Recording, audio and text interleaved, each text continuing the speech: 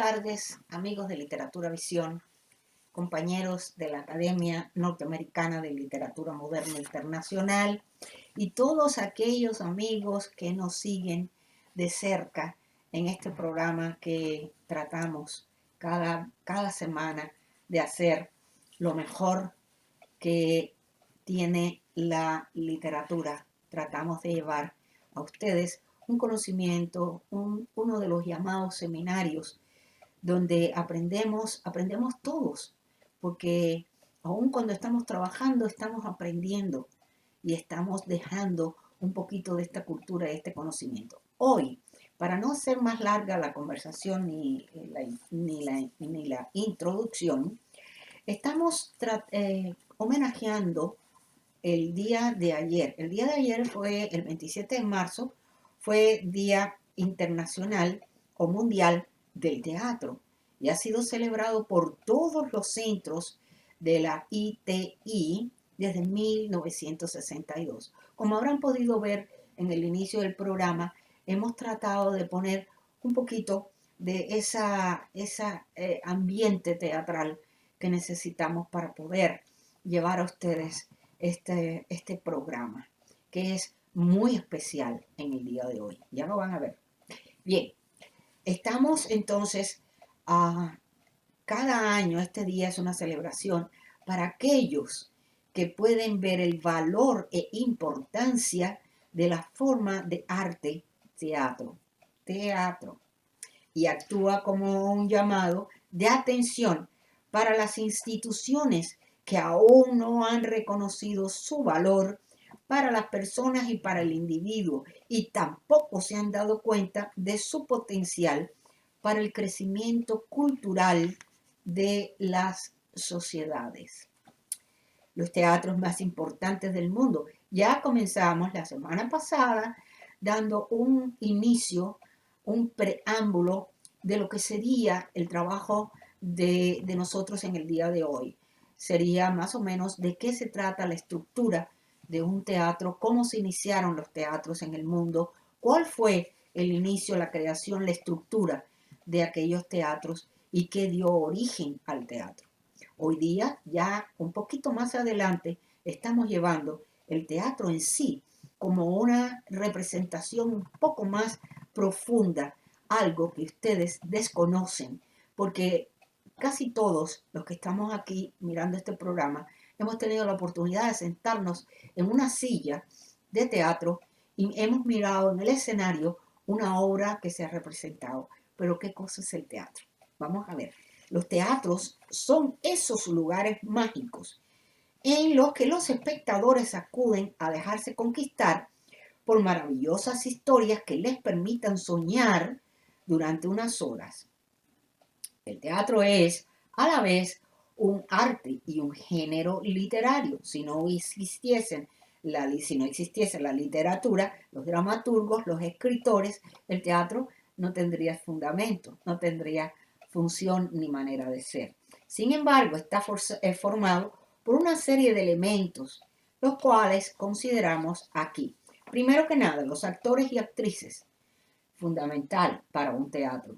El texto o guión, el vestuario, el maquillaje, la iluminación, el sonido, el director o la directora, la escenografía, la audiencia que son ustedes, el público, los objetos, la coreografía y por supuesto la voz. Pero ¿cuáles son los elementos que hacen más importantes a un teatro de otro? Porque todos poseen todos estos elementos, pero algunos teatros tienen en consideración crear algo mejor, mejorar cada vez más para poder conseguir la atención y la atracción del público. De ahí que los hace diferente a unos y a otros. Vamos a ver, encontramos tres razones primordiales que son aún más imprescindibles que los demás: los actores y actrices, la audiencia y el guión. Esos tres puntos básicos. 1. Los actores y las actrices. Estos presentan la obra y su historia a través de los guiones, las escenas, las acciones, la vestimenta. Es decir, tienen la misión de transmitir esa historia al público a través de sus palabras, acciones, gestos, movimientos, etc. Tanto su lenguaje verbal como no verbal influyen enormemente en el relato de la historia, en las acciones del actor y en cómo la audiencia percibe el papel o no. De ahí depende la integridad y probablemente lo que hace a un autor mejor que otro. El vestuario incluye la ropa, los complementos que llevan puestos los actores, las actrices. El vestuario es un elemento clave para identificar a los personajes. El sonido, que está formado principalmente por la música y los efectos sonoros diversos, permite dar énfasis a la historia y enriquecerla. También alimenta nuestro oído porque hay algo muy importante, que la música es imprescindible en el asunto del teatro, en todo lo que se refiere al teatro. Lógicamente, cuando existe, incluso se escriben músicas definitivamente para una obra determinada, y eso es lo que la lleva a través del mundo. Esa música inmediatamente nos relaciona con la obra que hemos visto. La escenografía engloba los diferentes decorados que se utilizan para ambientar la historia, es decir, decora el espacio donde actúan los actores. El objetivo de la escenografía es el de representar la época, la historia, la trama, así como el espacio temporal, social y geográfico, donde se desarrolla la misma. La audiencia, que es el público, son las personas a las que se le expone la obra y de diversas formas acuden a verla. El objetivo del teatro es entretener al público de diversas formas, además de transmitir ideas y valores sociales, políticos, históricos o reivindicativos. Es por ello que aunque el público no intervenga en la obra, se le considera un elemento importantísimo en la misma. El siguiente elemento del teatro es la coreografía. Interesante porque dependiendo también de estos detalles, son los que van a canalizar una obra y la van a colocar dentro de si es buena o es mala. Una cosa que es interesante es que una misma obra puede ser representada en diferentes teatros con diferentes actrices y actores. Una misma obra puede ser representada en diferentes países y la misma obra puede tener una capacidad, puede tener un valor increíble dependiendo del lugar y de cómo se presenta. Esto depende también del director o de la forma en que se va a presentar, los detalles que van a elegir, la escenografía y también la coreografía, que incluyen los bailes o las luchas que aparecen a lo largo de la historia. En el caso de que aparezcan, la coreografía es fundamental en las obras musicales, también denominadas musicales a secas. Los movimientos y los bailes de los actores deben ir acorde a la música y a la historia. Ahora vamos a mencionar algunos de estos importantes teatros. Y como les mencioné anteriormente la importancia mundial que tienen cada uno, o que son conocidos mundialmente, o que son famosos mundialmente, es precisamente por presentar estas características de una manera muy especial. Diríamos que, por ejemplo, París, en Francia, esta ciudad sirve de cobijo a dos de los mayores teatros de Europa: la Ópera Real de Versalles y la Ópera de París, por decir alguna. La Real Opera House del Reino Unido en Londres. Este recinto vino a sustituir el teatro previo que se mantuvo en pie hasta el siglo XVIII. Situado en pleno Covent Garden, una de las arterias económicas de ocio en la ciudad, es considerado uno de los teatros más espectaculares del mundo. La Metropolitan Opera House de New York, en los Estados Unidos, es el teatro por excelencia.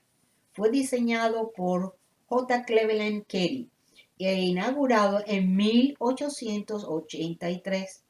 Ubicado en el Lincoln Center, es uno de los teatros más importantes del mundo y anualmente presenta unas 220 representaciones de ópera con artistas norteamericanos e internacionales.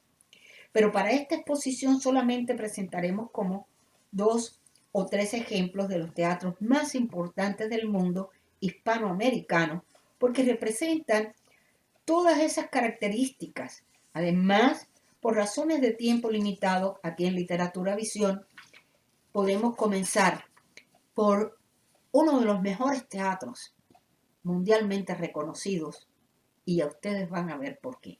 Se trata del Teatro Colón de Buenos Aires, en Argentina. La referencia de América Latina por excelencia, según los críticos de teatro. El teatro se terminó en 1908 y lleva en sí la impronta de varios arquitectos, y aunque se inspira en el estilo de los teatros europeos, tiene un marcado carácter colonial.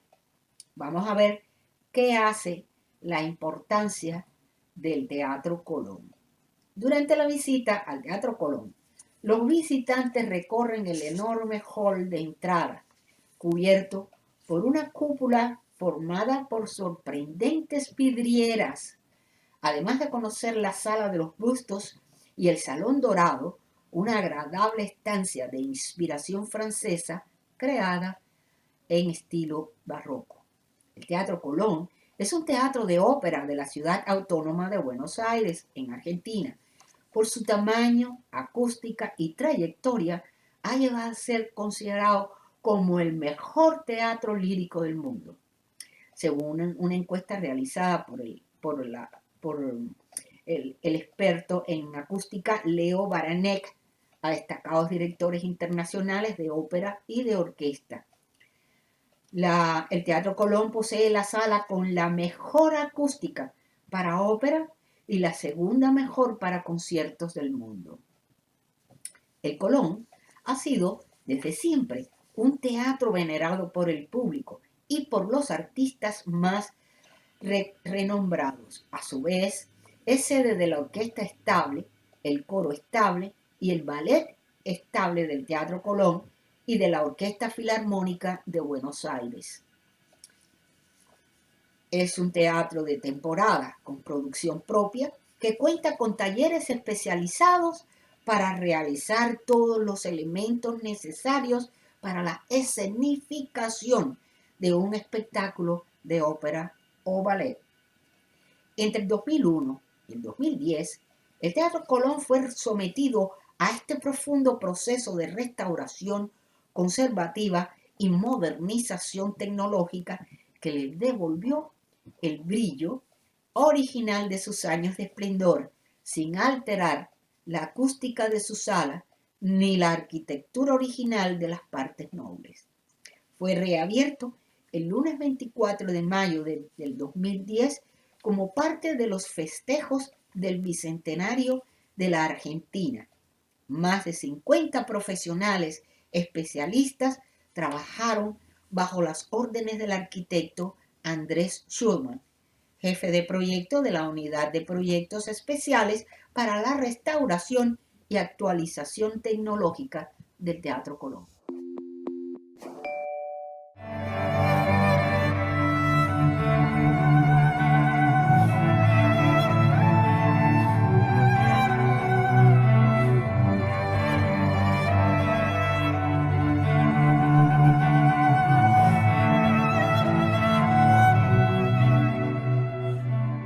El Teatro Colón es una de las salas de ópera más importantes del mundo. Sus condiciones acústicas y arquitectónicas lo colocan al nivel de la Ópera de París y la Ópera de Viena. El Colón es una gran mezcla del neorrenacimiento italiano, como se dice, o la Scala de Milán, y la Ópera de París. Sería un teatro de formas italianas, ¿no?, y decoraciones más francesas. Todos los materiales fueron traídos de Europa, ¿no? Por ejemplo, los mármoles de la escalera principal de Carrara, es el blanco italiano, de siena también italiano el amarillo, y de rosa, el rosa es de Portugal, ¿no? Por ejemplo, todos esos materiales, el roble que vemos en el suelo, el roble de Eslavonia, ¿no? También todo, absolutamente todo con esa idea, y la idea también de mostrar que Buenos Aires era una ciudad muy moderna. Entonces tenemos la entrada principal en Libertad, que es por donde se ingresa a los 3 primeros pisos, que son los más caros.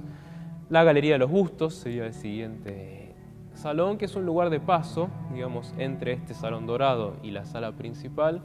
Se llama Los Bustos porque hay 8 bustos, ¿no? De homenaje a distintos compositores, principalmente compositores de ópera.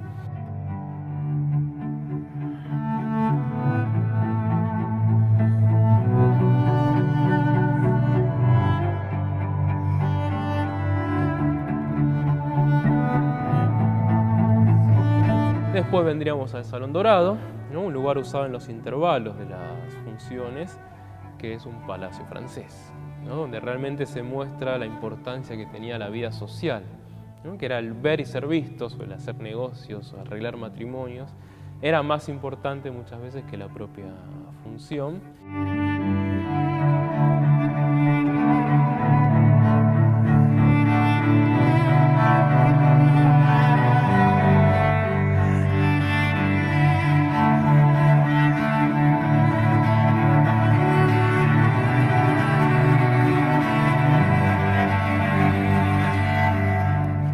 Y después la sala principal. Por los escenarios de este teatro pasaron artistas como María Callas, Luciano Pavarotti, Plácido Domingo, Toscanini, Caruso, entre otros.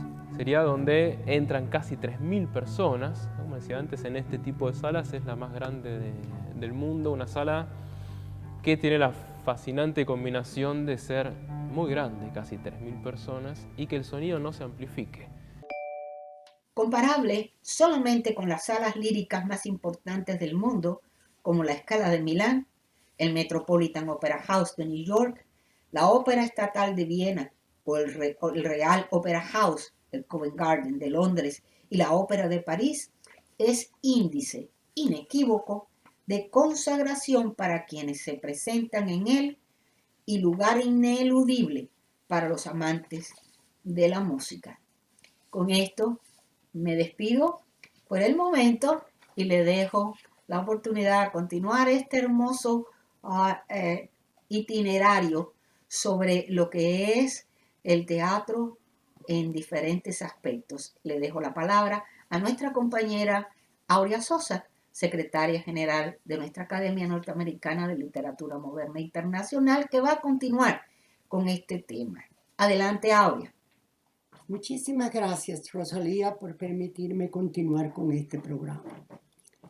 El Teatro Real de Madrid. La historia del Teatro Real de Madrid. El rey Felipe V inauguró en 1738 el Real Teatro de los Caños del Peral. Lo hizo con la ópera Demetrio, y en este emplazamiento es donde después nacería el que hoy conocemos como Teatro Real de Madrid. El Teatro Real de Madrid se considera la primera institución de artes escénicas que hubo en España y una de las más importantes en la actualidad. Es, sin duda alguna, un escenario privilegiado para todo tipo de espectáculos artísticos y conciertos, y se ha convertido en referencia para la ópera y la cultura de España, y también a nivel internacional. Su construcción está fechada en 1818. Reinaba entonces Fernando VII, el cual promovió la construcción en Madrid de un teatro de ópera incluido dentro del proyecto. Cuando una Real Orden dictaminó la remodelación de la Plaza de Oriente y la edificación de un teatro de ópera que fue encargada al arquitecto mayor de Palacio, Isidro González Velázquez. Para ello, se ordenó la demolición del antiguo teatro de los Caños del Peral. El proyecto del edificio del nuevo teatro se encargó al arquitecto mayor de la Villa de Madrid, don Antonio López Aguado. el que diseñó un edificio en forma hexagonal irregular, cuya fachada principal miraría a la Plaza de Oriente, y la otra, de menor empaque, recaería sobre la actual Plaza de Isabel II. La construcción del nuevo Teatro de Oriente se inició en abril de 1818, pero la escasez de fondos de la Casa Real impidió que las obras arrancaran antes del 1830, colocándose la primera piedra el día 23 de abril. A la muerte del arquitecto, el proyecto fue asumido sucesivamente por Custodio Teodoro Moreno y Francisco Cabezuelo, tras la subida al trono de la reina Isabel II. En la decoración interior trabajaron los artistas y decoradores más importantes de la época, como Rafael Tejeo y Eugenio Lucas, quienes pintaron los techos, y René Filastre, que diseñó el telón de boca. Aparte del auditorio, que se estima que tenía unos 2.200 asientos, había 2 salones de bailes, 3 salones de descanso, una confitería, un café, un tocador y un guardarropa. Todas estas comodidades se habían copiado de los grandes teatros europeos de la época, como el San Carlo de Nápoles o la Scala de Milán. El teatro se inauguró el día 19 de noviembre de 1850, coincidiendo con la onomástica de la Soberana. La obra elegida para el teatro fue la ópera La Favorita de Gaetano Donizetti. Actuaron artistas de renombre como la contralto Marietta Alboni, la soprano Herminia Fresolini o el director de orquesta Michel Rachel. El arquitecto Antonio López Aguado, quien fuese el encargado del diseño inicial, fue sustituido más adelante por Custodio Teodoro Moreno. Las obras concluyeron más de 30 años después de haberse iniciado. Era el año 1850 y durante este tiempo había acogido el Congreso de los Diputados en 1841, aunque en el momento en que financiaron las obras se erigió como uno de los principales teatros de toda Europa. A partir de 1868 pasó a llamarse Teatro Nacional de la Ópera. Se mantuvo de forma ininterrumpida como teatro de ópera hasta 1925, cuando tuvo que cerrar a causa de problemas estructurales en el edificio, cuando se produjo un hundimiento que se tradujo en un cierre provisional y en el comienzo de unas obras de reconstrucción que se dilataron más de 40 años en el tiempo. A principios de los años 60 se planteó seriamente la demolición del edificio por considerar que no era recuperable como un teatro de ópera moderno. Simultáneamente, se planteó la remodelación del edificio del Real como sede del Conservatorio de Madrid y de su sala como salón de actos del Ministerio de Educación, proyecto que finalmente acabó como gran sala de conciertos para servir de sede a la Orquesta Nacional y de alojamiento a toda la actividad sinfónica de la capital. La apertura llegó en 1966 como sala de conciertos sinfónicos. Entre 1988 y 1997 sufrió una importante remodelación que lo volvió a convertir en coliseo operístico, auditorio y sede del Real Conservatorio Superior de Música y Escuela de Arte Dramático.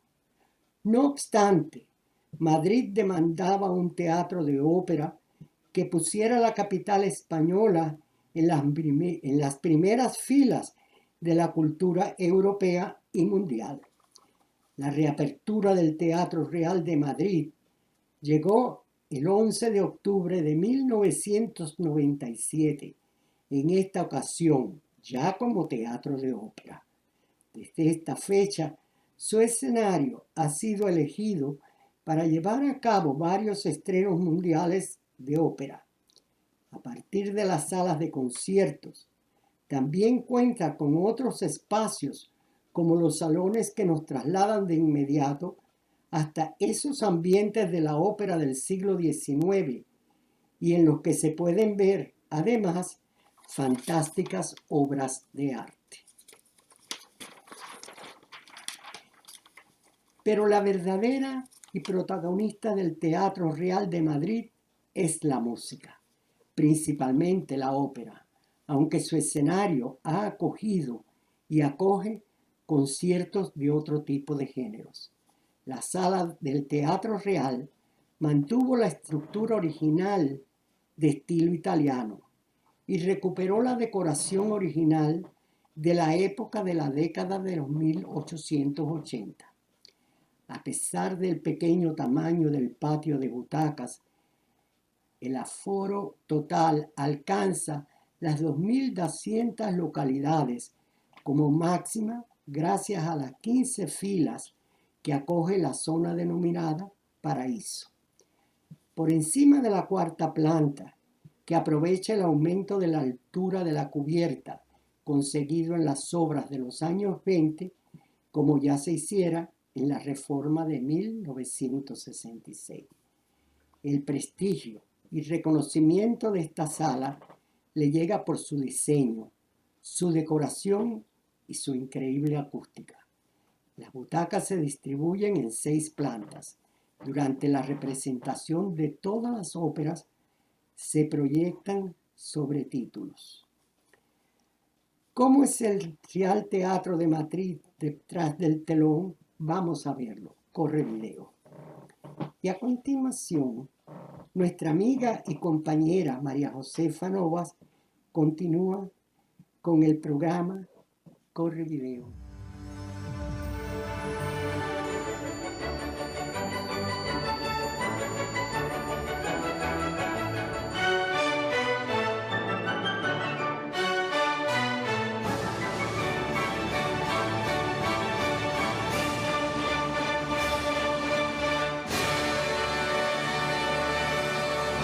Soy Natalia Sprenger y hoy en El Futuro es Apasionante me cuelo en el Teatro Real para conocer la gigantesca maquinaria que se esconde en este templo del arte. Cantantes, decorados, músicos, pelucas que son obras de arte, estatuas de poliespan que parecen de bronce oxidado y más de 300 trabajadores que desempeñan aquí sus oficios. El resultado de todo lo anterior es lo que se ve en el escenario, el corazón del teatro. Lo que no vemos es el engranaje que lo mueve todo, la tecnología y la ingeniería que hacen que ocurra la magia.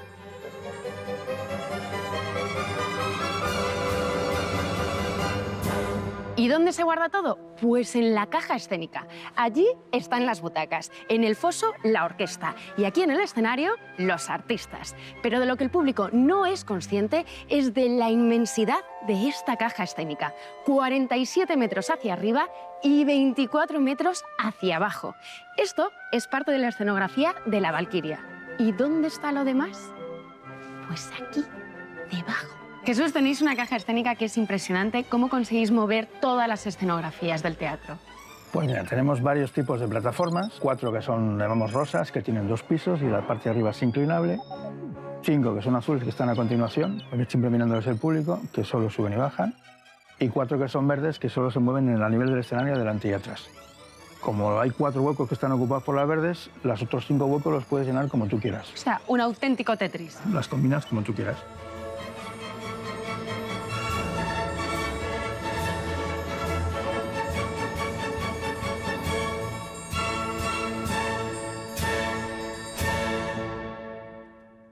La mayoría de edificios de ópera del mundo son muy anchos porque lo almacenan todo en sus hombros. Sin embargo, el Teatro Real está limitado por 2 plazas y 2 calles, por lo que hubo que construirlo hacia arriba y hacia abajo.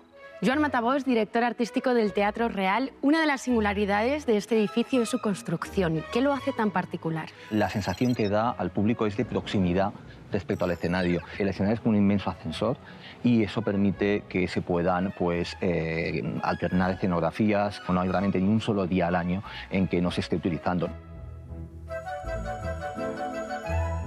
Por si fuera poco, el Teatro Real es un plató en sí mismo. Tiene hasta un control de realización. 6 cámaras de alta definición retransmiten en directo la función para que ni espectadores ni artistas se pierdan un detalle.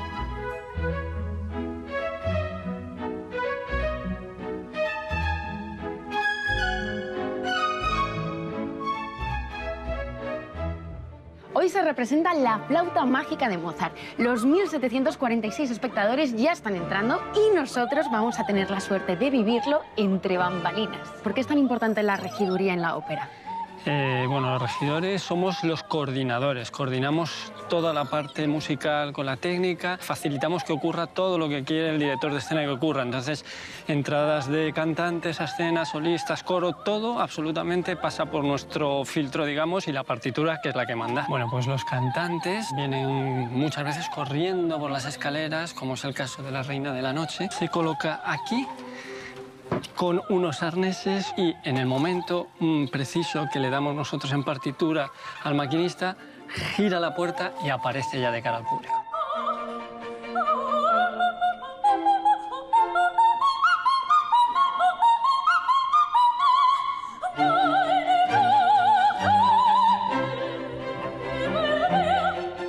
Y así, en riguroso directo, sin cortes ni postproducciones, se da cada día la simbiosis perfecta entre arte y tecnología.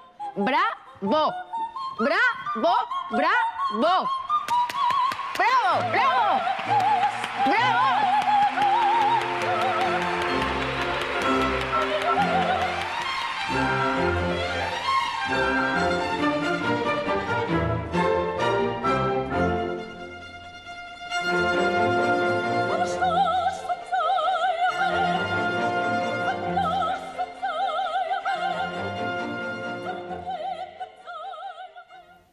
Buenas tardes, queridos amigos.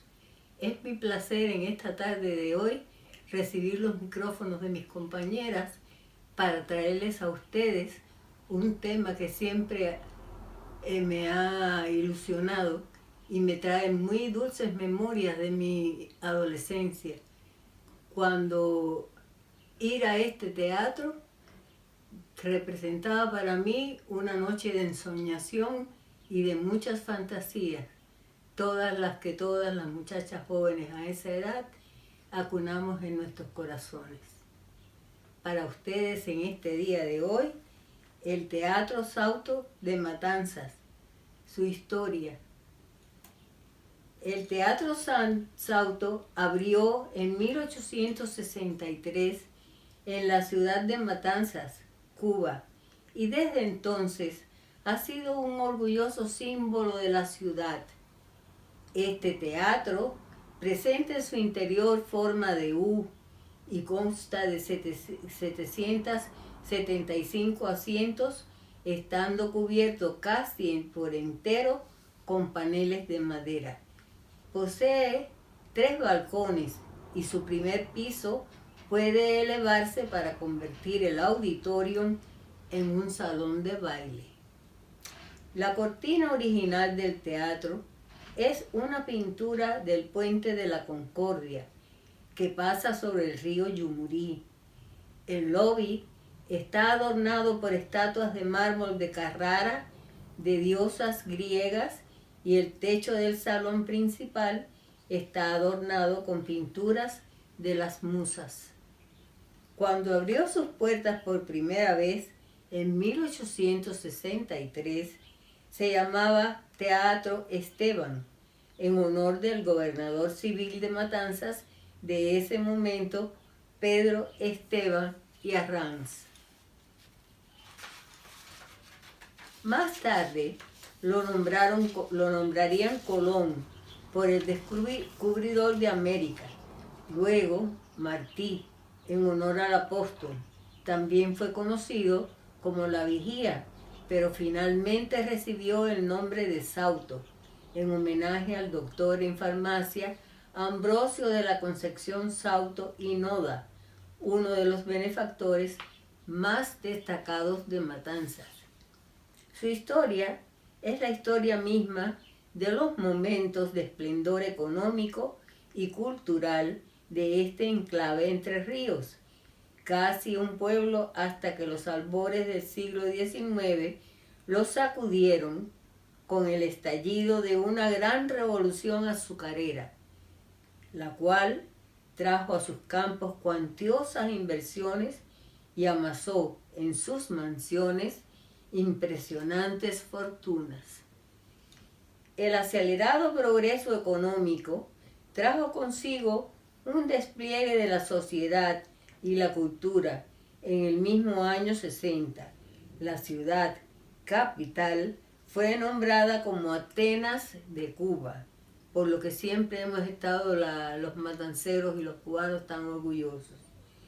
Pues con la marea alta del azúcar nacieron y se consolidaron notables centros educacionales e importantes instituciones artísticas y literarias, entre las cuales la Perla Mayor la constituyó un gran teatro que se aprobó en 1860 la Constitución en el 1 de mayo, cuando el famoso ingeniero Francisco de Alvear diera su visto bueno. El diseño estuvo a cargo del italiano Daniel Dallaglio. Para su construcción fue necesario destruir la antigua Plaza de Toros y los depósitos de la Real Aduana.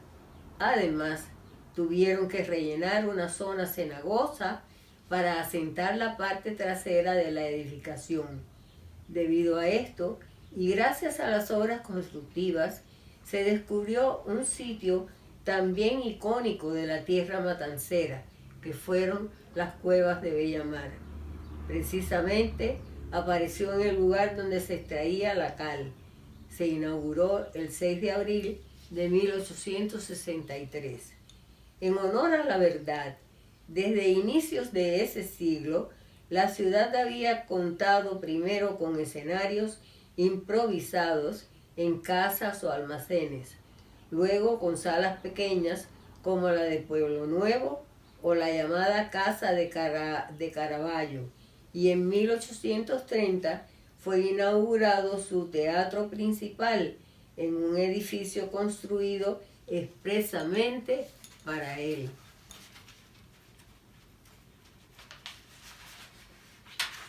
En 1819, el español José Salas Quiroga hizo notar la falta de un espacio confortable para las funciones, pues el teatro existente era detestable.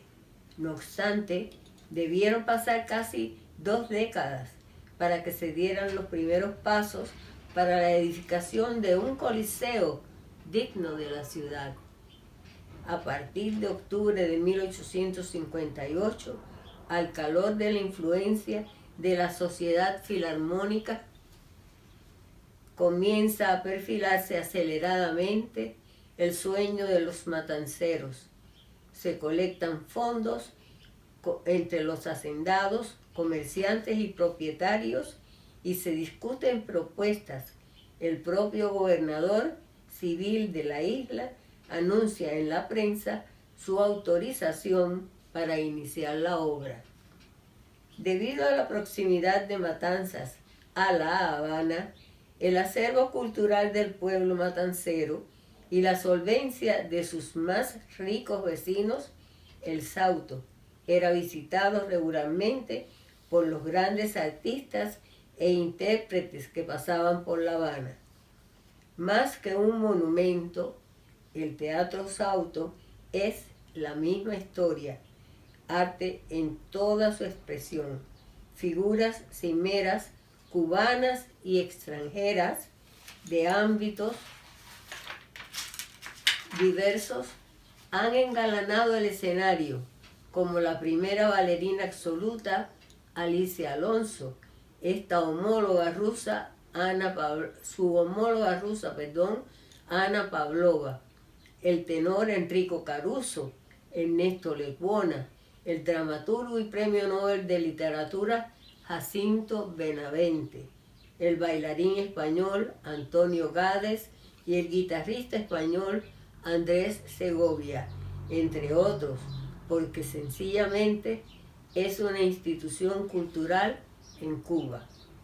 Además de ser una subsede para importantes eventos internacionales, cuya sede principal se encuentra en la capital, tales como el Festival Internacional de Ballet, el Sauto representa distintas programaciones, 5 días a la semana. Considerado el más elegante y funcional de los teatros decimonónicos cubanos, ha devenido un símbolo de la ciudad, a tal que el gran naturalista mexicano Diego Rivera dijo una vez: reconozco a Matanzas por el Sauto. El teatro fue declarado Monumento Nacional en 1978. El teatro estuvo cerrado por reparaciones entre los años 2010 y 2018 y hace parte del conjunto histórico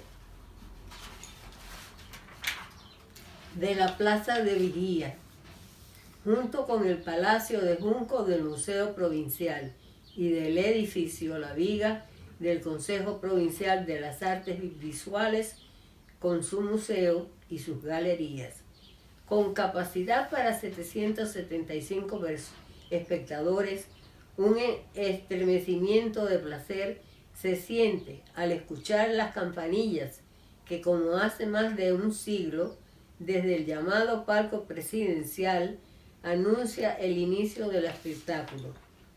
Sus balcones y pasillos reservados y el área donde otrora se ubicaba la clase alta existe aún y se conserva en buen estado. La sala principal está rodeada por 3 palcos y dispone de una glorieta interior que al erguirse se convierte en una pista de bailes. En su vestíbulo se alzan estatuas de mármol de diosas griegas y en el techo de la sala principal las musas parecen revolotear entre los frescos. La instalación es una joya arquitectónica, concebida como la caja armónica de un instrumento musical. Su acústica se considera perfecta. El estilo utilizado por el artista recuerda en numerosos detalles a la Scala de Milán, obra majestuosa de estilo neoclásico, denominado el más elegante, funcional y mejor dotado de todas las características del interior del país. Teatro Sauto, Monumento Nacional, uno de los coliseos teatrales más relevantes de Cuba, reconocido por los habitantes de Matanzas como un símbolo de la ciudad por su esplendor arquitectónico y la jerarquía de los artistas que han actuado en su escenario. Y yo, aquí al despedirme, me recuerdo con que mi última visita al Teatro Sauto coincidió con el ballet de Alicia Alonso, y en aquella noche interpretó Las bodas de Aurora. Maravilloso. Sauto. Cuando en octubre de 1693 el agrimensor Juan de Uribe Oceta realizaba la delimitación de la primitiva plaza de armas de la recién fundada San Carlos y San Severino de Matanzas, no pudo imaginar que en ese mismo sitio, ubicado entre los 2 ríos y la bahía, sería marco para emplazar uno de los testimonios más sobresalientes de la arquitectura cubana del siglo XIX. El Teatro Sauto es diseño del arquitecto italiano Daniel Dallaglio, seleccionado por concurso. Comenzó a ejecutarse finalizando el mes de mayo de 1860. La cimentación fue uno de los problemas a resolver y no pudo ser con los ceborucos duros y blandos. Fue necesario, por las características cenagosas de una extensa porción del terreno, la utilización de gran cantidad de madera dura para el pilotaje, concluyendo felizmente la labor previa a la colocación de la primera piedra a finales de 1860. La terminación del nuevo teatro en la Plaza de Colón había sido prevista para el año de 1862, como lo indica la fecha existente en uno de los mediopuntos de hierro que cubre los arcos de los 3 vanos en el acceso principal al Coliseo. Pero en enero de 1863, el edificio no había sido concluido. Finalmente, el 6 de abril de 1863, se produjo la inauguración oficial. Dalaglio concibió el teatro como un gran instrumento musical, compuesto por la forma de herradura de la sala, la madera que cierra los palcos, los pasillos que separan estos palcos del exterior, el espacio existente entre el piso de madera y el foso, el falso techo y el techo superior sostenido por un maderamen semejante al clavijero de un piano monumental, el tornavoz, la superficie del escenario, los elementos estructurales de la parrilla y la tramoya. En el subsuelo un ingenioso mecanismo permitía, antaño, elevar el lunetario hasta el nivel de la escena. Hoy, aunque conserva su funcionalidad, no es posible utilizarlo. Sin embargo, este espacio hueco también contribuye a la intención de hacer del teatro una verdadera caja armónica.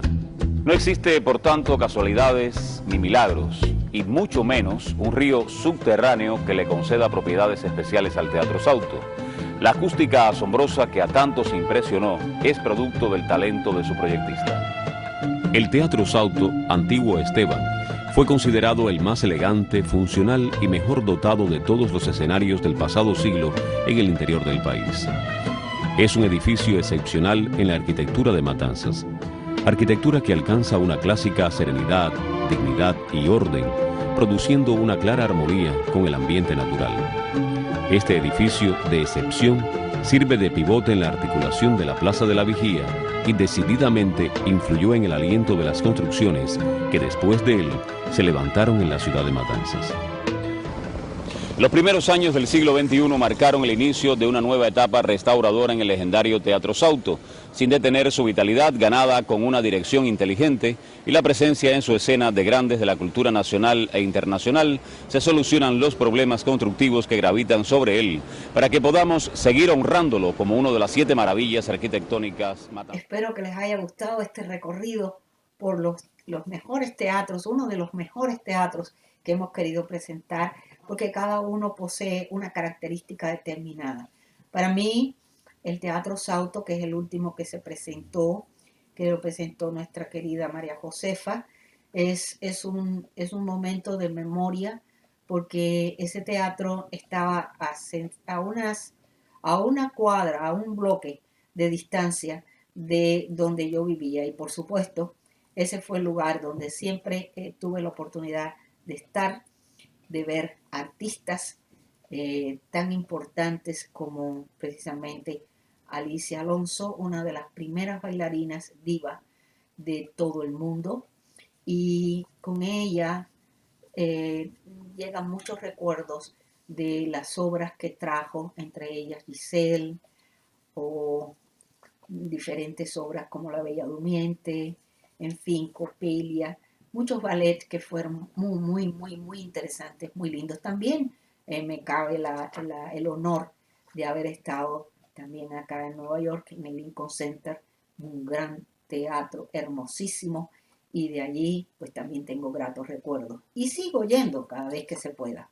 Bueno, ahora continuamos y seguimos con nuestro queridísimo Luis Alberto Ambrogio, que nos trae en su ciclo de poetas homenajeados en México a José Emilio Pacheco, en una de sus grandes ensayos, donde el doctor hace un recuento de las mejores obras de este autor. Adelante, doctor Luis Alberto, bienvenido como siempre, esta es su casa. Buenas tardes, doctor Ambrogio. ¿Qué tal? ¿Cómo se siente hoy? Buenas tardes, Rosalía. Muy bien y muy contento de estar aquí compartiendo nuestra pasión poética y literaria.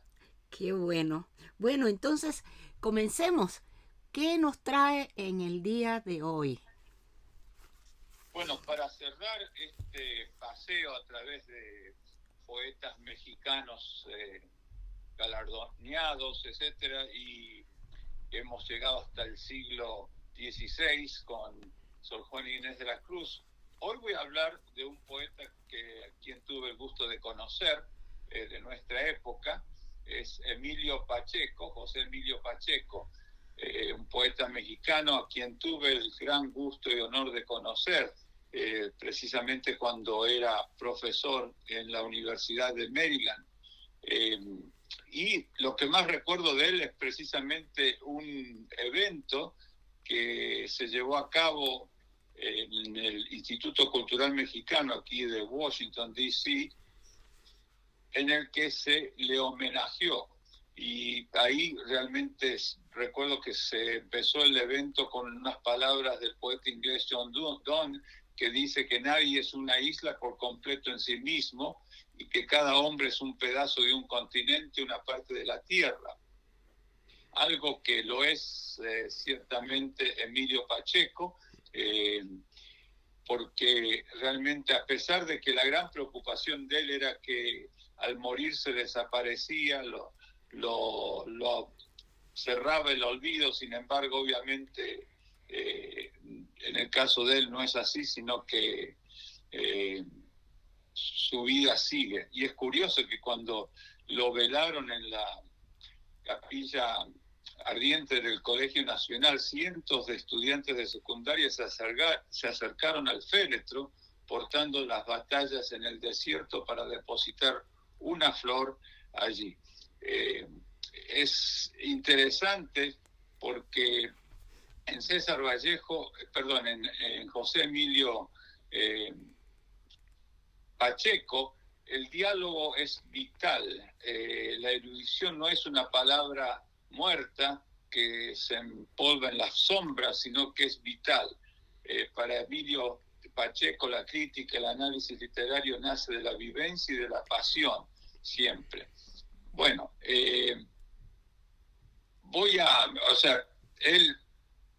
la razón por la cual lo considero, hay muchos poetas mexicanos que podríamos hablar, pero lo traje a él en particular porque después de la publicación de Como la lluvia y la edad de las tiemblas,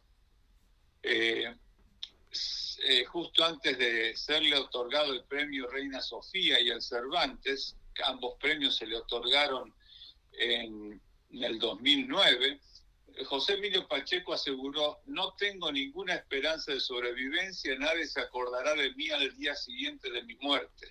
Si por azar alguien lo hiciera, le rogaría que en vez de aumentar con inéditos cada edición, las disminuyera hasta dejar libros de muy pocas páginas.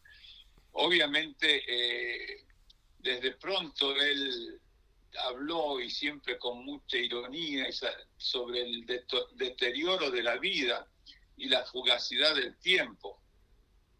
Pero en verdad que la historia de la poesía en general está llena de humillaciones, derrotas, pero a su vez también de contrastes, en el sentido que hay grandes poetas que han caído en el olvido, sin embargo, hay muchos poetas que no es así. Bueno, desde Homero, Virgilio, como él mismo decía, las obras de la Ilíada y la Odisea y la Eneida eran sus obras predilectas, como lo eran obras predilectas del público. En fin, Pacheco nació en el año 1939 y publicó no solamente poesía, sino también crónicas, novelas, cuentos, ensayos, críticas literarias y traducción. A él se lo considera perteneciente a la generación de los 50, o sea, de medio siglo, que también incluye, por ejemplo, a personas como Carlos Monsiváis, y ellos se distinguían por compartir ciertas perspectivas como por ejemplo una perspectiva cosmopolita, y abordaban temas en sus textos que iban desde la historia y el tiempo cíclico, los universos de la infancia y de lo fantástico, hasta la ciudad y la muerte. En el caso de Pacheco, su escritura se distingue por un constante cuestionamiento sobre la vida en el mundo moderno, sobre la literatura y su propia producción artística, así también como el uso de un lenguaje sin rebuscamientos muy accesible. Curiosamente, esta es otra coincidencia, que empezó, digamos, su interés y acercamiento por la literatura leyendo a autores como Julio Verne, cosas que comparto con él, luego Rubén Darío, Oscar Wilde, Manuel Paino, Amado Nervo, Jorge Luis Borges y Alfonso Reyes. Y también frecuentando y escuchando a escritores que llegaban frecuentemente a su casa. De hecho, él le rinde homenaje a su casa paterna como el verdadero lugar de su aprendizaje, porque allí llegaban un grupo de escritores que cuando niño José Emilio escuchaba y siguió escuchando. Entre ellos, por ejemplo, José Vasconcelos, Martín Luis Guzmán y otros también. Él, no solamente él, sino que su amigo y, digamos, compañero en la generación de los 50, Carlos Monsiváis, participaban en estos encuentros en la casa de su padre, escuchando a estos distinguidos poetas. Él empezó a escribir desde la adolescencia, ingresó a la Escuela de Derecho en la Universidad de México, pero la abandonó a los 19 años para dedicarse plenamente a escribir, y lo hizo en diversas revistas, suplementos culturales como México en la Cultura Siempre, Diálogo, Revista Mexicana de Literatura, Ramas Nuevas, Suplemento Estaciones, donde trabajó con Carlos Monsiváis. Y sobre todo se plasmó en sus publicaciones en la Cultura de México. Y fue profesor en numerosas universidades, como dije antes, la Universidad de Maryland en sus últimos años, en Estados Unidos, pero también en Canadá, Inglaterra y en México mismo. La obra de Pacheco, como dije anteriormente, abarca la narrativa, el cuento, la novela, la crónica, la poesía, la traducción y el ensayo. Y él continuamente en sus escritos son como un diálogo con textos anteriores de autores modernos como Jorge Luis Borges, Ernesto Cardenal y algunos clásicos como Cátulo y otros lectores. Su obra es en cierta manera una antología formada por la reescritura de sus lecturas, un nuevo texto que se sobreimprime en otros textos preexistentes, como dice Oviedo, el crítico literario. La obra narrativa está representada, José Emilio Pacheco, está representada por 3 libros de cuentos: La sangre de Medusa, 1958, El viento distante y otros relatos, El principio del placer, de 1972, 2 novelas, Morirás lejos, de 1961, y Las batallas en el desierto. Y escribió múltiples crónicas en suplementos y revistas en los que participó, como dije anteriormente. Una importante fue la columna Inventario. Él, en una relación crítica con la historia, él, digamos, imprime una crónica en un género híbrido a mitad de camino entre la ficción y los hechos. Y allí Pacheco encontró la expresión ideal y propia para contar el vasto horizonte de una época y de una sociedad determinada. En esta columna Inventario, y luego también esta columna era del suplemento Diorá Inventario, y luego también esta columna era del suplemento Diorama de la cultura del periódico Excelsior, que dirigía Julio Scherer. También es interesante porque la primera aparición de inventario fue en agosto de 1973, y luego pues continuó. En 1975, por ejemplo, publicó un artículo sobre Oscar Wilde y Alfred Douglas.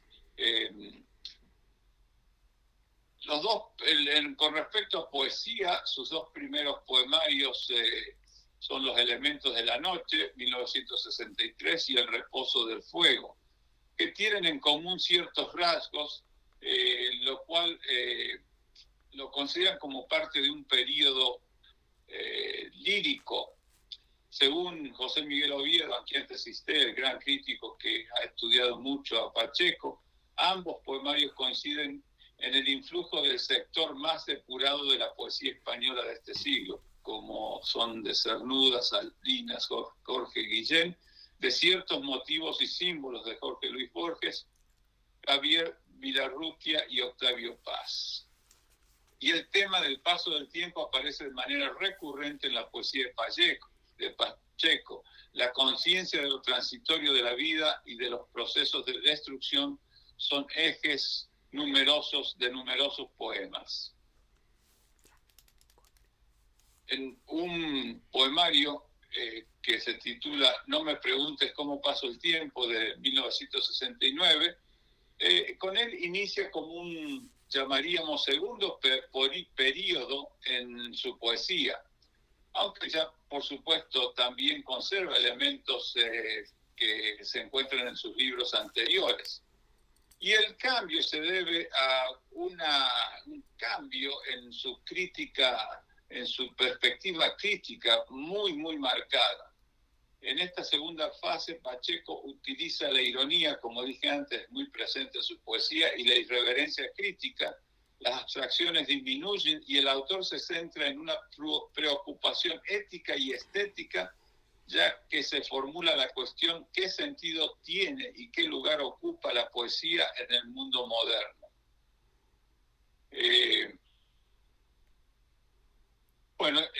Esta perspectiva crítica de Vallejos continúa, por ejemplo, en libros posteriores, Irás y no volverás, de 1973, y en Desde entonces, 1980. También se lo conoce a Pacheco por su traducción. Para él, en su agencia, como traductor, se vincula estrechamente con su perspectiva acerca de la literatura, de la poesía en especial. La palabra se renueva, es posible y válido reescribir un texto de tiempos pasados o contemporáneos de una lengua a otra. Un poema puede ser escrito varias veces, lo que hace posible traducir. El traductor no es un traidor, dice él, es un creador.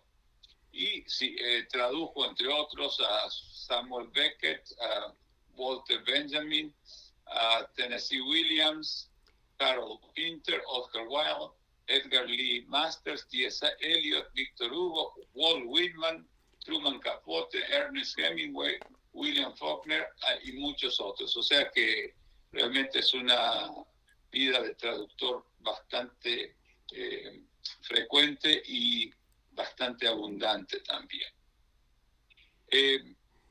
Yo, como dije anteriormente, recibió en el año 2009 ambos premios, el premio Reina Sofía de Poesía Iberoamericana y el premio Miguel de Cervantes.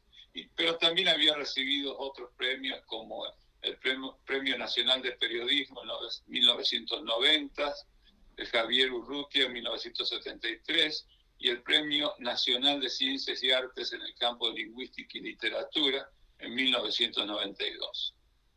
Bueno, para finalizar voy a leer 3 breves poemas de Pacheco, que yo creo que muestran esas características que antes he aludido. El primer poema se titula Gota de lluvia. Una gota de lluvia temblaba en la enredadera. Toda la noche estaba en esa humedad sombría que de repente iluminó la luna. Segundo poema se titula Lluvia de Sol.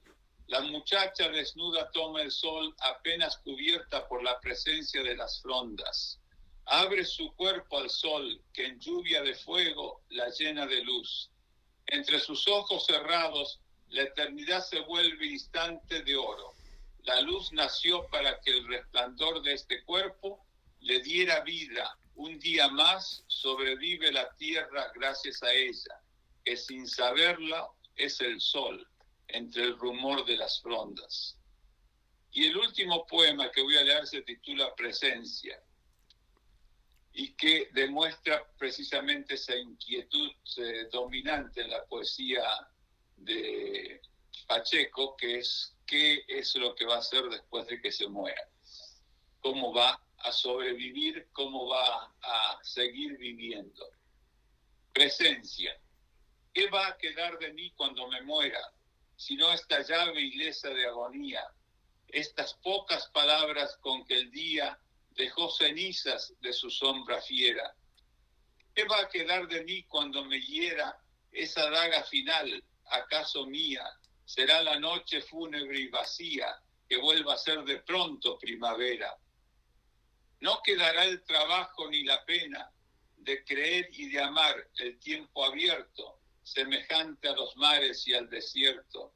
Ha de borrar de la confusa arena todo lo que me salva o encadena. Mas si alguien vive, yo estaré despierto. Es interesante porque es un poema que encuadra tanto su temática, sus ecos discursivos, pero lo encuadró en un perfecto soneto, caso que no es común en Vallejo porque más utiliza el verso libre. Bueno, con esto cierro este segmento y esta serie sobre poetas mexicanos con este nuevo poeta de nuestro tiempo, José Emilio Pacheco. Bueno, muchísimas gracias y espero que hayan gozado este segmento en el que quise demostrar que para José Emilio Pacheco la erudición no era una palabra muerta, a pesar de su gran preocupación que se empolva en las sombras, sino que es un diálogo vital y que como diálogo que escucha atento y que devuelve la palabra de vida a voces y a sensibilidades distintas y distantes en el tiempo, como lo hace él a su vez con sus diálogos con las obras clásicas y con todo esto. Entonces, yo cierro esto diciendo lo que dije anteriormente y lo que él dijo cuando recibió estos premios Reina Sofía y a Cervantes. No tengo ninguna esperanza de sobrevivencia, nadie se acordará de mí el día siguiente de mi muerte. Si por azar alguien lo hiciera, le rogarían que en vez de aumentar con inéditos cada edición, la disminuyera hasta dejar libros de muy pocas páginas. Felizmente, y como siempre pasa, se equivocó porque es un poeta que vive, que continúa vivo en la crítica, en la relectura, en todo ese mundo y se recrea en los lectores que apreciamos muchísimos sus